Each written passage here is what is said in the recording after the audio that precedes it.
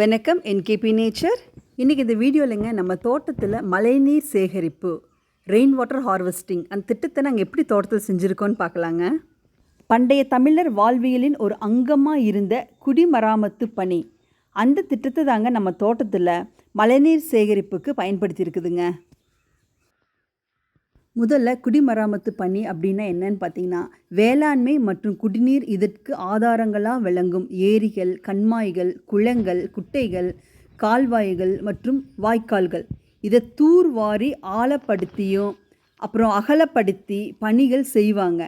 அது மட்டும் இல்லாமங்க, பாலடைந்த மடைகள், check dam பழுது செய்வாங்க. இது அந்தந்த பகுதி விவசாயிகள், குடிமக்கள் சேர்ந்து இந்த பணியை செய்வாங்க. இதை குடிமராமத்து பணின்னு சொல்கிறதுங்க. ஆண்டுதோறும் குடிமராமத்து பணி மேற்கொள்ளப்படுவதால் நீர்நிலைகளில் கூடுதல் மழைநீர் தேக்கி வைக்க முடியுதுங்க. அதனால் நிலத்தடி நீர் மட்டம் உயருது.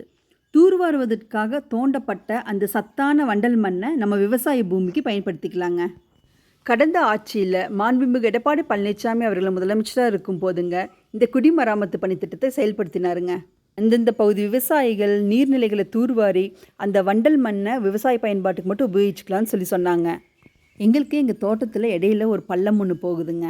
அந்த பள்ளத்தில் எங்கள் பகுதியை நாங்கள் அகலப்படுத்தி கொஞ்சம் குழி பண்ணிங்க அந்த வண்டல் மண் எடுத்து எங்கள் தோப்புக்கும் போட்டுக்கிட்டோம். ஏரிகளை பலப்படுத்திட்டோங்க. அதனால எங்களுக்கு மழை வந்துச்சுன்னா தண்ணி கொஞ்சம் அங்கே தேங்கி நின்று அப்போந்தான் எங்களை தாண்டி தான் வெளியே போகுங்க தண்ணி. நான் இந்த வீடியோவை ஏப்ரல் மாதம் எடுத்தேங்க.